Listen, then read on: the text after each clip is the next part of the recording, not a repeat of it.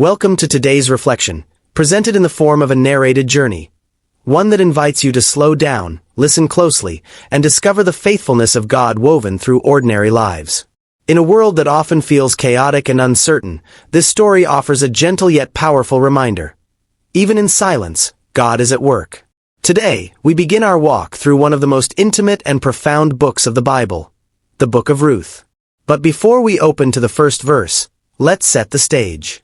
In those days, there was no king in Israel. Everyone did what was right in his own eyes. These closing words from the book of Judges don't just end a story, they reveal a nation unraveling. Israel was in spiritual freefall. Justice was scarce. Idolatry rampant. Each tribe fended for itself. The people were supposed to be guided by God, but without a king, they became their own rulers, their own moral compass, and the result was anarchy. It was into this backdrop of national confusion that our story quietly begins. Ruth 1 verse 1 opens with these words. In the days when the judges ruled, there was a famine in the land. A famine. Not just a physical hunger, but a spiritual metaphor. The land flowing with milk and honey had dried up. Bethlehem, which literally means house of bread, had no bread. And into that hunger, one family makes a desperate decision. A man named Elimelech, whose name ironically means, "My God is King," leaves Bethlehem with his wife Naomi and their two sons, Mahlon and Chilion. They set out eastward across the Jordan, into the land of Moab, a place long estranged from Israel, both politically and spiritually. For an Israelite, Moab was more than just a foreign country. It was a symbol of compromise. Moab's history was rooted in scandal, born from the incestuous relationship between Lot and his daughter.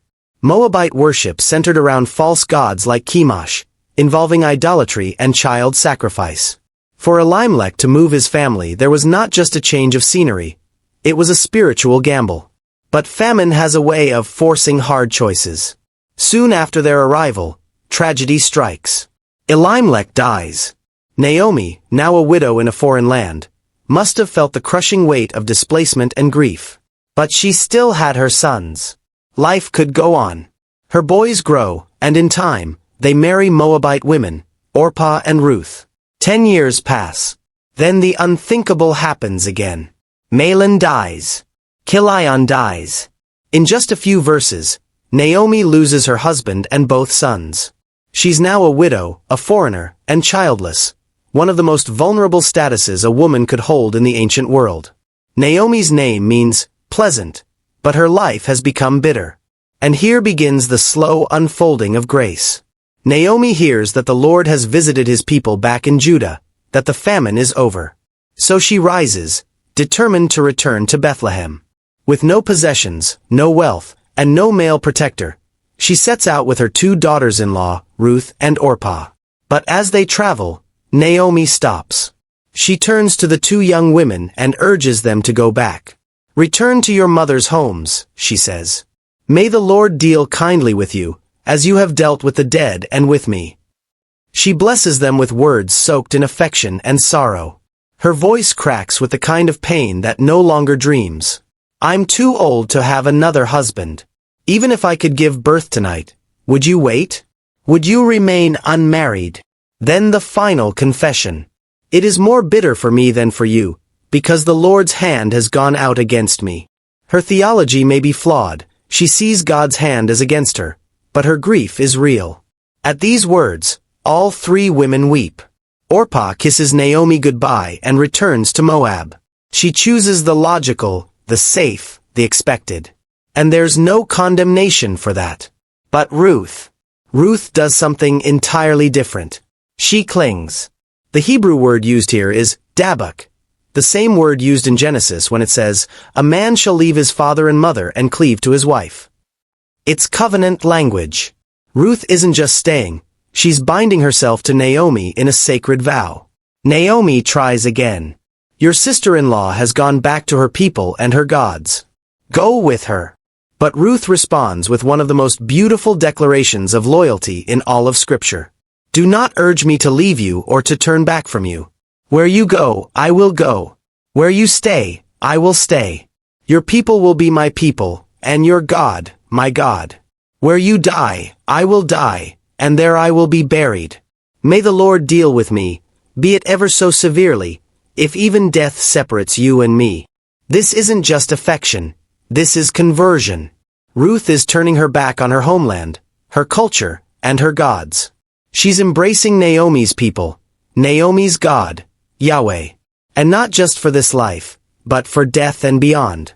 Her words echo with the resolve of Abraham, who once left his own land to follow the call of God. Naomi, stunned by Ruth's commitment, says no more. Together, they walk the lonely road back to Bethlehem. When they arrive, the whole town is stirred. "Is this Naomi?" the women whisper. But Naomi's heart has changed. "Don't call me Naomi," she says. "Call me Mara, for the Almighty has dealt very bitterly with me. I went away full, but the Lord has brought me back empty." She had left seeking survival. She returned with grief and with Ruth, though she didn't yet see that Ruth was her blessing. The chapter ends on a quiet note. They arrived in Bethlehem at the beginning of barley harvest. A new season had begun. The fields were full. Harvest was coming. And so was redemption. The last time we saw Naomi and Ruth, they were stepping back into Bethlehem. One heart bruised by loss, the other burning with faithfulness. Naomi, still grieving, couldn't yet recognize that the woman walking beside her was God's answer to a prayer she hadn't prayed. The chapter had closed quietly. They arrived at the beginning of the barley harvest. It was more than a timestamp.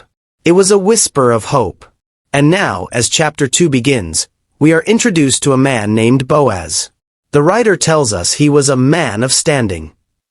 In Hebrew, the phrase is Gibber Ha'il, a man of wealth, influence, and noble character.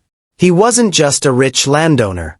He was a man known for integrity, a protector, a provider, a quiet strength in a time when everyone else was doing what was right in their own eyes. And as God would have it, this Boaz was a relative of Elimelech, Naomi's late husband. Ruth doesn't know all this yet. She only knows they need food. So one morning, she turns to Naomi with humility and courage. "Let me go to the fields and pick up the leftover grain behind anyone in whose eyes I find favor." She wasn't asking for a handout. She was invoking the ancient law of gleaning, God's provision for the poor, the widow, and the foreigner. Fields in Israel were never to be stripped bare. The edges were left. The fallen stalks remained. Why? Because the God of Israel made room for the forgotten. Naomi, still in the fog of grief, simply says, "Go ahead, my daughter." And so Ruth goes. She walks out into the fields, alone, foreign, vulnerable. A Moabite among Israelites. A woman among male workers. And yet, she moves with dignity. The text says, as it turned out, she found herself working in a field belonging to Boaz. What a phrase. As it turned out. But there are no coincidences in the kingdom of God. The author isn't saying it was random. He's drawing our attention to divine orchestration. Ruth didn't know whose field it was. But God did. Boaz arrives that day, visiting his field. And his greeting tells us everything about his heart. "The Lord be with you," he says to his workers. "The Lord bless you," they respond. It's not just good manners. It's culture-shaping leadership. In a time of chaos, Boaz's field is a pocket of peace. Then Boaz sees her. Not because she's dressed in finery, she's in work clothes. Not because she's commanding attention, she's quietly gleaning. But Boaz notices the unfamiliar. "Whose young woman is that?" he asks the foreman. The foreman replies, "She is the Moabite who came back with Naomi from Moab." Notice how her identity is still foreign, still marked by her past. And yet, the report is glowing. She asked to glean.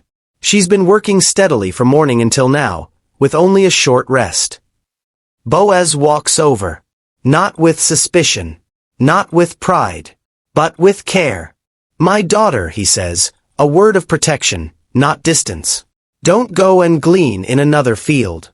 Stay here with my servant girls." He gives her safety, belonging, community. "I've told the men not to touch you. And when you're thirsty, Drink from the water jars the men have filled. In a culture that often excluded outsiders, Boaz does the opposite. He makes room. He honors her. Ruth is stunned. She bows low and asks, "Why have I found such favor in your eyes, that you notice me, a foreigner?" She knows who she is. She knows how she's seen. And that's what makes his kindness so powerful.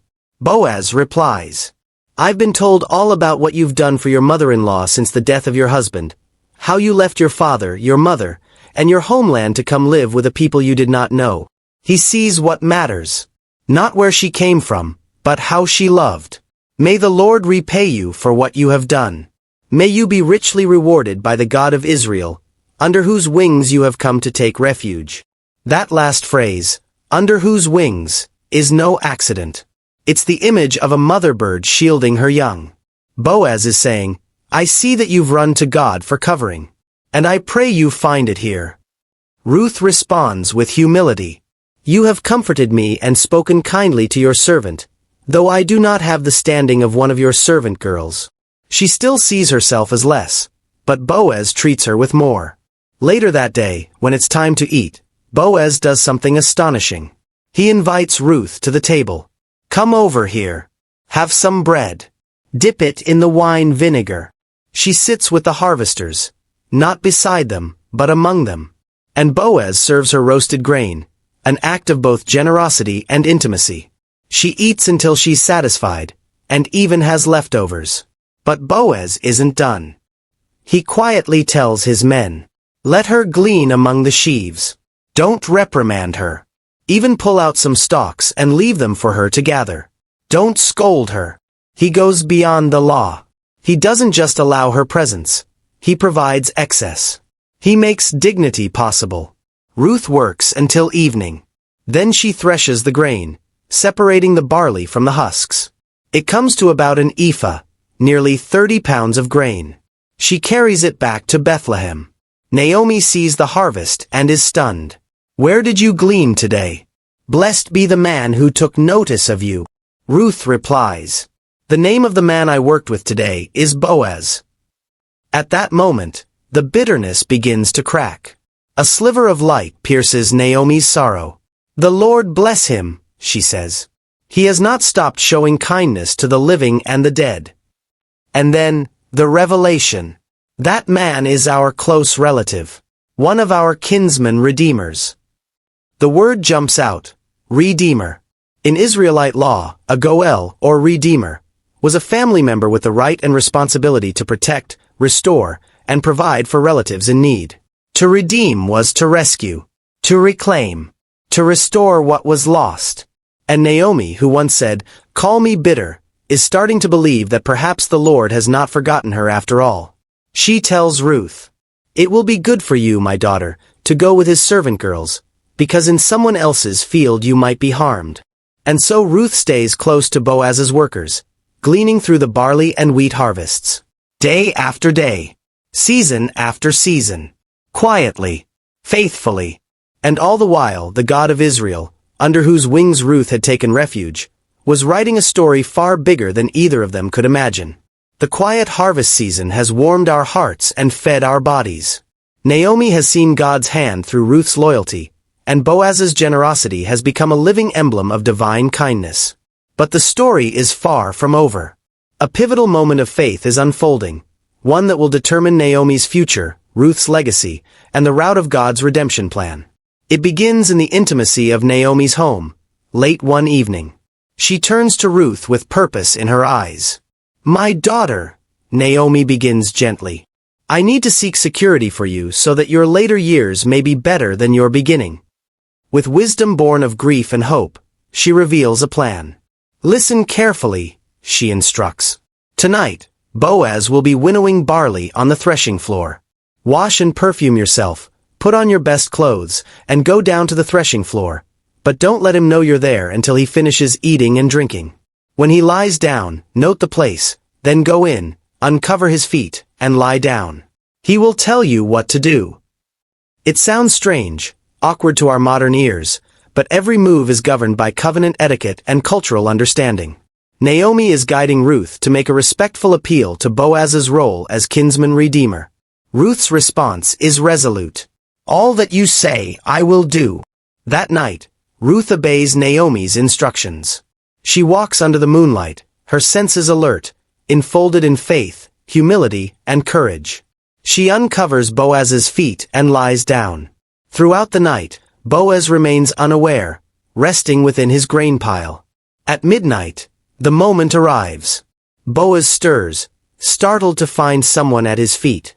He asks kindly, "Who are you?" Ruth answers with quiet dignity, "I am your servant Ruth. Spread your garment over me, for you are a kinsman redeemer." To spread your garment was a symbolic action. It meant, take me under your protection, marry me, redeem me. Pause and reflect on that. Here's a young foreign widow, vulnerable in the night, making a public petition to an older man. She's risking her reputation, her safety, her acceptance, all for the promise of belonging and redemption. Boaz is moved. He recognizes her virtue, her intent, and the gravity of her request. "May you be blessed of the Lord, my daughter," he says. "You have shown more kindness than the first. You aren't pursuing younger men, whether poor or rich." Ruth's character, her steadfastness, gratitude, and courage, speaks louder than any words. But Boaz also reveals a reality. "I am a close relative, but there is a nearer kinsman." He isn't hiding her request. He's being honest. "Stay here for the night," he tells her. "In the morning, if he wants to redeem you, good. But if he's not willing, I will do it. Lie here until morning." Ruth trusts him. She remains. Boaz leaves before daybreak. Ruth returns home, unseen, solemn, hopeful, carrying barley in her shawl. Naomi sees her and asks, "How did it go, my daughter?" Ruth shares Boaz's words and shows her the barley. Naomi bursts with joy.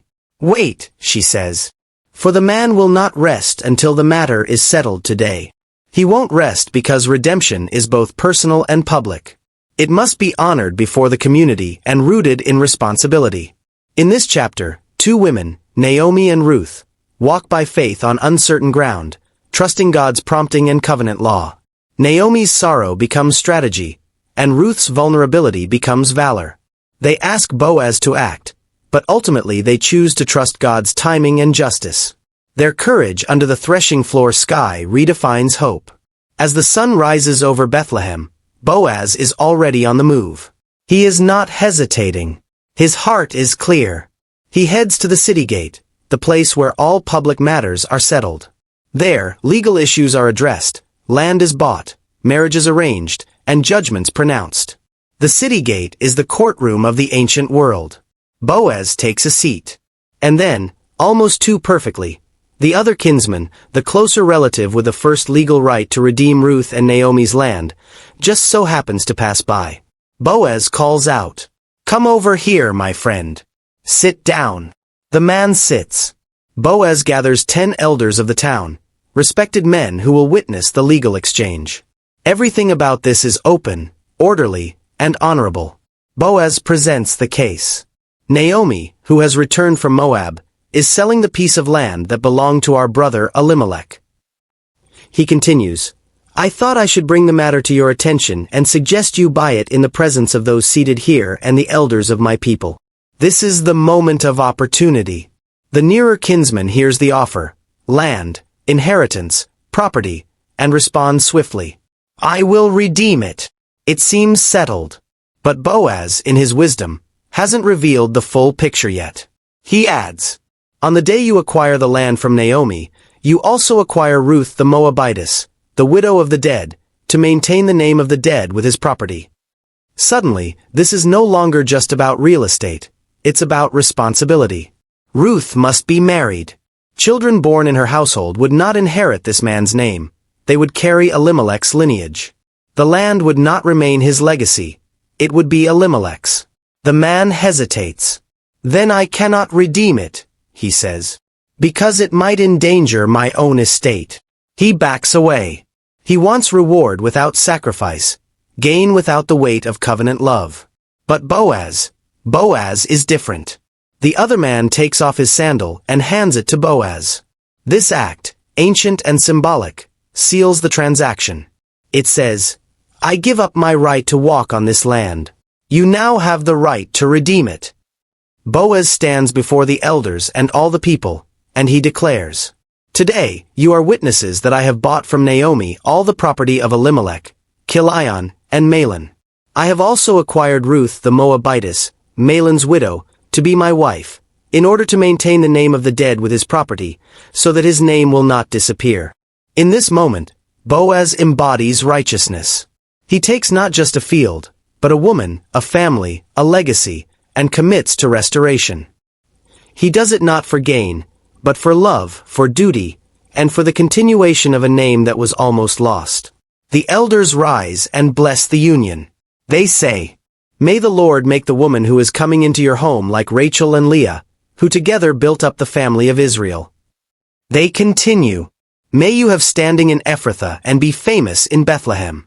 Through the offspring the Lord gives you by this young woman, may your family be like that of Perez, whom Tamar bore to Judah." Their words are not flattery. They're prophecy. What they don't yet know is this, that Ruth and Boaz will soon give rise to a child, then a grandchild, and then a lineage that leads to King David, and generations later, to Jesus Christ, the Redeemer of the world. The man who gave up his right disappears from history. The man who embraced the burden, who loved with honor, becomes a pillar of eternity. Now the wedding is complete, the vows sealed, and Ruth becomes the wife of Boaz. The townspeople rejoice. Naomi watches as the two whom God has brought together begin a new life. But there's more than romance here. What follows is the true fruit of redemption. The Bible tells us plainly, "The Lord enabled Ruth to conceive, and she gave birth to a son." Simple words, but miraculous. Ruth had been married for 10 years in Moab without a child. And now, in Bethlehem, in the land of promise, in the household of a righteous Redeemer, God opens her womb. Life begins again. The women of the town gather around Naomi. These same women who once gasped, "Can this be Naomi?" when she returned bitter and broken, now speak words of joy. They say, "Praise be to the Lord, who this day has not left you without a kinsman redeemer." They aren't just referring to Boaz, they're speaking of the child. This baby, this tiny infant, is more than Naomi could have hoped for.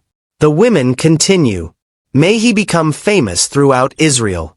He will renew your life and sustain you in your old age." And then, words that must have pierced Naomi's heart with beauty. "For your daughter-in-law, who loves you and who is better to you than 7 sons, has given him birth." Pause there. That's not just a compliment. It's a complete reversal. Naomi, who once said she came back empty, now hears, "You are full." And what an unexpected fullness. A Moabite woman, despised by many in Israel, is now compared in worth to 7 sons, the ideal number of heirs and strength in Hebrew culture. This is redemption not only through provision, but through restored identity. Then something sacred happens. Naomi takes the child into her arms. The scripture says, "She cared for him as if he were her own." This is not merely a grandmother's embrace. It is the embrace of a woman who once thought God had turned against her, now holding evidence that God had never left her. Her hands cradle a promise. Her soul is nourished. Her story, once dark, now shines with light. The neighborhood women say, "Naomi has a son." Did you catch that? Not Ruth has a son. Naomi has a son. This isn't to erase Ruth, but to honor the fullness of God's restoration in Naomi's life. The woman who lost everything now gains not only a daughter-in-law's loyalty but a grandson's legacy. They name the child Obed, which means servant or worshipper. Obed will grow. Obed will marry. Obed will have a son named Jesse. And Jesse will have a son named David. David, the boy who will defeat Goliath. The shepherd who will be called a man after God's own heart. The king who will unite Israel. From a famine to a funeral to a field to a family, God's hand has been writing a story the whole time. And we're not done yet. Because generations later, from the line of David, will come Jesus Christ, born in Bethlehem, the city of Ruth's redemption. Jesus, the Redeemer not just of one family, but of the whole world. This is the power of redemption. It doesn't just restore the present, it reshapes the future. As we close this journey through the book of Ruth, let's reflect on what we've truly witnessed. This isn't just a story about an ancient woman and her Redeemer. This is a template for divine love, a pattern of providence, and a mirror to our own lives. In a time of chaos and confusion, in the dark days of Judges, Ruth's story stood as a quiet testimony that God is always at work. There was no spectacular miracle, no thunder from heaven, no parting of seas. Just grain gathered in the field. Just kind words shared between people. Just quiet faith, unshaken by uncertainty. And through it all, God was moving. God used a famine to move Naomi to Moab. God used death to forge a bond between Naomi and Ruth. God used faithfulness to bring Ruth into Boaz's field. And God used a child to restore hope to a broken widow and give birth to a royal legacy. This story shows us that God doesn't need grand events to perform redemption. He uses ordinary days, daily decisions, quiet obedience. Maybe today you feel like Naomi, bitter, grieving, empty. Maybe you've said, "I went out full, but I've come back empty." Can I tell you something? God is not done writing your story. The book of Ruth tells us that even when life feels like loss, heaven is preparing a harvest. Or maybe you feel like Ruth, an outsider, unsure, starting over in unfamiliar territory. You don't have a clear path. You're just trying to glean what you can from the edges of life. Let me encourage you. God sees you. Your loyalty matters. Your quiet faith is not forgotten. Your steps are not random, they are being directed. There is a Boaz coming. There is provision coming. There is purpose being born, even in the dark. And maybe you feel like Boaz, someone with resources, with a chance to act. Let Ruth's story challenge you. Use your influence to lift someone else. Protect the vulnerable. Redeem what others overlook. The book of Ruth is not just about romance. It's about redemption. It's not just about kindness. It's about covenant. And ultimately, it's not about Ruth or Boaz or Naomi. It's about God. A God who works through brokenness. A God who rewrites bitter stories with blessing. A God who builds legacies through loyalty. A God who redeems, not just individuals, but generations. So as we end today, ask yourself, who are you in this story right now? What has God been trying to show you in your ordinary moments? Where is He calling you to trust, even when the harvest isn't yet in sight? And most importantly, will you believe that He's still working? Because He is. And just as Ruth could not see the throne that would come through her line, just as Naomi could not imagine the Savior born in her Bethlehem, you cannot yet see all that God is preparing through your faith. Trust the Redeemer. Wait through the harvest. Worship through the sorrow. Because what begins with emptiness can end in eternity. Thank you for walking through the story of Ruth with me today. May your life reflect her faith, your love echo her loyalty, and your legacy be just as rich. God bless you, and I'll see you in the next study.